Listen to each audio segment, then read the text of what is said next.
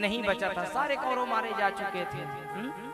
बचा था तो केवल दुर्योधन बचा था, वो भी अपने अंतिम समय गिन रहे थे, अपने अंतिम क्षण का इंतजार कर रहे थे, क्योंकि भीमसेन के द्वारा जंघे के प्रहार से उनका जंघा टूट चुका था और वो करा रहे थे। उतने में जो है अश्वत्थामा का आगमन होता है। अश्वत्थामा जैसे आए, अश्वत्थामा से कहने लगे, अश्वत्थामा दुर्योधन से कहते हैं कि मित्र, अरे मित्र, तुमने पहले ही अपना सेनापति मुझे बना दिया होता तो आज ये दिन तुमको देखना नहीं पड़ता। आज तुम विजयी हो जा रहे थे। दुर्योधन कहने लगे कि मित्र, मित्र कोई बात नहीं, मैं अभी भी राजा हूं। जब तक के मैं जीवित रहूंगा तब तक के मैं राजा हूं। लो मैं तुमको जो है अपना सेनापति बना देता हूं। अभी खून का तिलक जो है अश्वत्थामा को लगा दिए। जैसे खून का तिलक लगाए अश्वत्थामा को और कहा गया कि मित्र, मुझे पांडवों का सर चाहिए। मुझे पांडवों का सर चाहिए। जाओ तुम पांडवों का सर लेकर के आओ। अगर ऐसा कार्य तुम कर दिए तो तुम तो आधा राज्य तुम्हारा है और मेरे जाने के बाद तुम ही राजा हो। तुम ही राजा हो। जैसे अश्वत्थामा को कहा गया, अश्वत्थामा विचार करने लगे, एक वृक्ष के नीचे जाकर के रात्रि में विश्राम करने लगे। तो अश्वत्थामा क्या देखते हैं, उतने में ही एक उल्लू आता है और सोते हुए कौवे के बच्चे को मार डालता है। और ये अश्वत्थामा भी उस उल्लू को ही अपना गुरु बना लिए। और उस उल्लू को गुरु बना करके अश्वत्थामा चल पड़े, विचार करने लगे, मैं भी इसी प्रकार से सोते हुए पांडवों का वध करूंगा। जिस समय पांडव सोते रहेंगे उनके पास शस्त्र भी नहीं होगा। उनके पास शस्त्र नहीं होगा, निशस्त्र रहेंगे वो। उनकी मैं मृत्यु कर सकता हूं, उनको मार सकता हूं। ऐसे विचार करके अश्वत्थामा वहां से चले। लेकिन भैया, जिनका रखवाला गोविंद हो, जिनका रक्षक मेरे प्रभु हो, उनको कौन क्या बिगाड़ सकता है।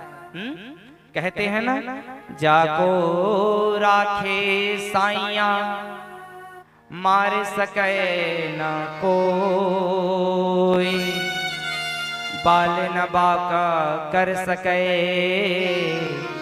जो जग बैरी हो। जिनका रखवाला गोविंद है, जिनका रक्षक गोविंद है, उनका कोई। भगवान पांडवों से कहने लगे कि ये स्थान ठीक नहीं है अर्जुन, हम दूसरे स्थान में शयन करेंगे आज। जहां रोज पांडव विश्राम करते थे उस स्थान से भगवान पांडवों को दूर ले गए और इस स्थान में कौन विश्राम करने लगे। पांडवों के पुत्र को जो है विश्राम करा दिया गया, शयन करा दिया गया। इधर दुष्ट अश्वत्थामा रात्रि में गए और जाते ही जो है पांडवों के पुत्र को जो है आज तलवार से उनका वध कर देते हैं, मार डालते हैं उनको। रात्रि में देख नहीं पाए, तलवार से उनके धड़ को अलग कर दिए, मार डाले उनको। और उनके सिर को लेकर के आज दुर्योधन के पास आ जाते हैं। दुर्योधन के पास आकर के कहने लगे, मित्र मित्र मैं आ गया, मित्र पांडवों का सर लेकर के मैं आ गया। तो मानो दुर्योधन के प्राण निकलने ही वाले थे, और लेकिन निकलते हुए प्राण भी मानो रुक गए मेरे भाई बहन। और दुर्योधन कहने लगे कि मुझे जो है भीमसेन का सिर दिखाओ। जैसे ला करके भीमसेन का सिर दिया गया, जब उसको मसल करके देखे दुर्योधन मसला गया वो सिर। बोले, मित्र तूने क्या कर दिया अश्वत्थामा? अरे अश्वत्थामा, हमारे कुल में तो कोई रहा नहीं हमें जलांजलि देने वाला। अरे पांडवों के पुत्र शायद हमारे लिए कभी जलांजलि दे देते, उनका भी तुमने वध कर दिया, उनको भी मार डाला। अरे पापी अश्वत्थामा, तूने ये क्या कर दिया? तुमने क्या कर दिया? हा? मैं तो तुम्हें पांडवों का सिर लाने के लिए बोला था, तुम उनके पुत्रों का, उनके बालकों का, अबोध बालकों का सिर ला दिया। विरहा व्याकुल हो करके दुर्योधन जो है रोते रोते अपने प्राणों का त्याग कर दिए। मेरे भाई बहन, तुम तो मेरे अंतिम समय को भी दुख में बदल दिए। अश्वत्थामा रोने लगे दुर्योधन और मृत्यु गति को प्राप्त हो गए। इधर जब प्रातः होते ही द्रौपदी जब अपने बालकों को, अपने कलेजे के टुकड़े को जब उठाने के लिए आती हैं, तो क्या देखती हैं? जिस स्थान पर, जिस कक्ष पर उनके संतान सो रहे थे, मानो वहीं से खून की धार बह रही हो। खून की धार वहां से बह रहा है। जैसे द्रौपदी अंदर गए, प्रवेश किए, क्या देखते हैं? वहां धड़ पड़ा है, सिर का पता नहीं है। विरहा व्याकुल होकर के द्रौपदी रुदन करने लगी, रोने लगी। हाँ, हे मेरे पुत्र, हे अश्वत्थामा, तुम्हारे क्या बिगाड़े थे ये? अरे तुम्हारा दुश्मनी था तो पांडवों से था। मेरे अबोध बालक तुम्हारे क्या बिगाड़े थे, जिनका तुमने वध कर दिया? मेरे भाई बहन, कल्पना करना, एक माँ के आगे उनके 5 संतान के धड़ पड़े हुए हों, सिर का पता ना हो, उस माँ के ऊपर क्या बीत रही होगी आज। विरहा में व्याकुल होकर के द्रौपदी मानो पुकारने लगे, हे आर्यपुत्र, हे आर्यपुत्र। जब अर्जुन सुने आवाज को, कन्हैया से कहने लगे, कन्हैया, हमारे जीवन में इतना संकट आया, लेकिन कभी द्रौपदी को हम इतने विरहा व्याकुल होकर के रोते नहीं देखे थे। ऐसा लग रहा है कन्हैया कि आज द्रौपदी के जीवन में सबसे बड़ा संकट आया हो। चलो ना कन्हैया, चलते हैं। मेरे भाई बहन, मेरे भगवान को तो सब पता था, मेरे भगवान को सब घटना पता था। भगवान पांडवों को लेकर के आए, वहां धड़ पड़ा हुआ है, सर का पता नहीं। उतने में जो है अर्जुन संकल्प कर दिए। अर्जुन कहने लगे कि द्रौपदी चिंता मत करो, तुम्हारे पुत्र के मारने वाले को, वध करने वाले को मैं जीवित नहीं छोड़ूंगा, चाहे वो कहीं भी छिपा हो। भगवान को लेकर के अर्जुन जो है रथ को दौड़ाने लगे। जैसे अश्वत्थामा देखे ब्रह्मास्त्र प्रयोग कर दिए अर्जुन की ओर, अर्जुन कांपने लगे। भगवान से कहने लगे कि गोविंद रक्षा करो। भगवान बोले, अर्जुन, कभी कभी विष को विष से काटा जाता है, लोहे को लोहे से काटा जाता है, उसी प्रकार से ब्रह्मास्त्र को ब्रह्मास्त्र से काटा जा सकता है। आज अर्जुन भी ब्रह्मास्त्र का प्रयोग कर दिए, दोनों ब्रह्मास्त्र आपस में टकराए, भयंकर शब्द हुआ, भयंकर शब्द हुआ। जाकर के केस पकड़ लिए अश्वत्थामा के अर्जुन, लेकर के आए द्रौपदी के पास। जैसे द्रौपदी के पास लेकर के आए, द्रौपदी से कहने लगे कि देवी, यही है तुम्हारे बालकों का वध करने वाला हत्यारा, तुम्हारे सामने है। बोलो, इनको मैं क्या दंड दूं, क्या वध करूं इनका? इनको जमीन में गड़ा करके मारूं या इनके शरीर के टुकड़े टुकड़े कर दूं? बताओ देवी, इसको कैसे मारूं? तो द्रौपदी कहती हैं, सा मुंच मुंच, इसको मत मारो, छोड़ दो, छोड़ दो। अर्जुन कहने लगे, देवी, ये तुम्हारे संतान का, तुम्हारे पुत्र का हत्यारा है और तुम कहती हो इसको मैं छोड़ दूं? द्रौपदी कहती है, हे आर्यपुत्र, पहला तो ये तुम्हारे गुरु पुत्र हैं, तुम्हारे भाई हैं ये।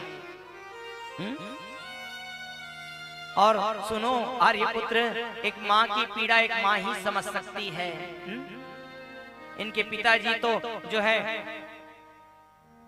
मृत्यु गति को प्राप्त हो गए हैं युद्ध में, इनकी माँ का केवल यही सहारा है।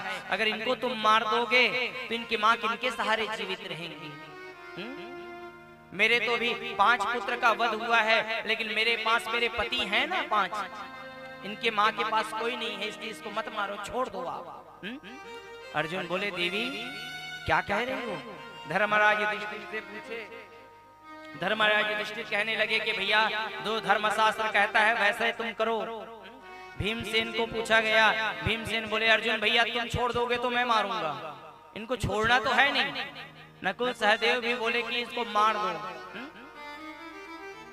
अर्जुन को कुछ समझ नहीं आया, अर्जुन करे तो करे क्या? अर्जुन भगवान दूर में खड़े थे। भगवान विचार करने लगे, हमसे कोई पूछ ही नहीं रहा है तो हम सलाह क्यों दें? हाँ?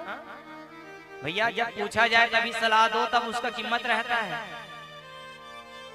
अर्जुन कहने लगे, हे गोविंद, हे कृष्ण, मैं आपकी शरण में हूं, आप बताओ मैं क्या करूं, इनको मारूं कि छोड़ूं?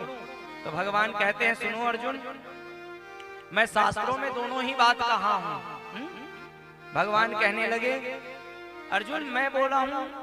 भगवान कहते हैं, मानो ब्रह्म बंधुर न हंतव्य आतताई बधार हणः। सुनो अर्जुन, ये ब्राह्मण है, हाँ? इसको मत मारो, छोड़ दो। और सुनो अर्जुन, ये आतताई है, बाल हत्यारा है, इसको छोड़ो भी मत। अर्जुन बोले, प्रभु कभी तो सीधा बात कर दिया करो। आप खड़े भी टेढ़े होते हो, आपका नाम भी टेढ़ा है, आपका काम भी टेढ़ा है, और बात भी करते हो तो टेढ़े ही बात करते हो। इधर कहते हो कि ये ब्राह्मण है, इनको मारो मत, इधर कहते हो ये बाल हत्यारा है, छोड़ो मत। तो करूं मैं क्या? हा? तो भगवान अर्जुन को कहने लगे कि अर्जुन, जिसका समाज में मान सम्मान यश प्रतिष्ठा रहता है, ऐसे व्यक्ति का अगर समाज में अपमान कर दिया जाए तो जीवित तो रहता है लेकिन वो मरने के समान होता है, रोज मरता रहता है। शरीर से जीवित रहता है लेकिन वो रोज मृत्यु को प्राप्त करता है। अर्जुन, इसलिए इसका अपमान कर दिया जाए। ब्राह्मण है, इसको तुम मार भी नहीं सकते, बाल हत्यारा है, इसको छोड़ना भी नहीं है, तो क्या करना है? समाज में इसका अपमान कर दो, सभा में। अश्वत्थामा को बुलाया गया, भगवान जो है उनके मस्तक की मणि को छीन लिए। भगवान बोले, अश्वत्थामा तुम इस मणि के लायक नहीं हो। जब मणि को निकाला गया, वहां से रक्त की पनारे बहने लगे।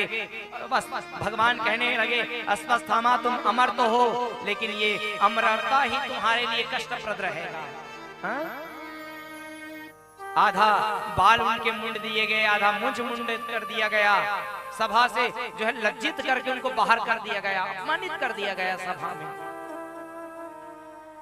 अश्वत्थामा मन में विचार करने लगे, अर्जुन ने मेरा अपमान कर दिया, मैं अपने अपमान का बदला लेकर के रहूंगा। जैसे ही अश्वत्थामा विचार करने लगे, मैं क्या करूं, अपने बदला कैसे लूं? तो इनके तो 5 संतान का मैं वध कर ही चुका हूं। इनके कुल में कौन है? इनके कुल को ही नहीं जीवित रहने दूंगा मैं।